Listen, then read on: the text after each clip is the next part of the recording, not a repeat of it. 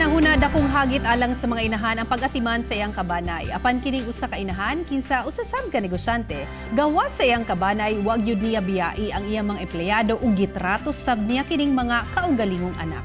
Atong ilailahon si The Best Ka Mom, Deverlyn Santander. Sa kapindekada na nga pag-operate sa pantatan sa pamilya ni Mami Deverlyn Santander sa Los Amigos, Davao City, wa kini magdahom nga maundang sila sa operasyon tungod sa COVID-19. Busa ang mga empleyado ni Mami Deverlyn nga kapintuig na niyang kauban mawad ang sabog trabaho.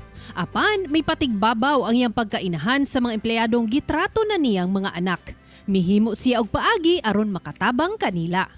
Nagbuhat ko usuman balanghoy para maging productive ang akong adlaw during quarantine days o makatabang ko sa akong mga tao. Pinaagi sa paghimo og kakanin ug pagbaligya niini, may na lang daw makatabang siya sa iyang mga empleyado. Ang mga halin ibahin-bahin sa tanang empleyado. Busa ang iyang mga empleyado ilabihan ang pagpasalamat sa iyang gihimo. Pasalamat sa among ma'am kay bisag sirado tuod mi tungod aning COVID.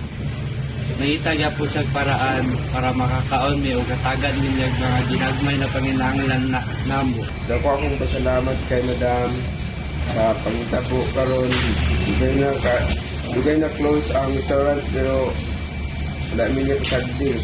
Gagmay pa ang mga anak ni Mami Deverlyn. Busa bisan og busy sa trabaho, nagagahin yun siya og panahon para kanila. Dili lalim ang mamahimong inahan. Busa alang sa tanang inahan sama ni Mami Deverlyn nga walay sawa sa pag-atiman sa ilang mahal sa kinabuhi ug sa uban. Saludo kami kaninyo.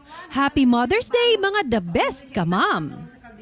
Ako si Sarah Hilomen Velasco para sa One Mindanao.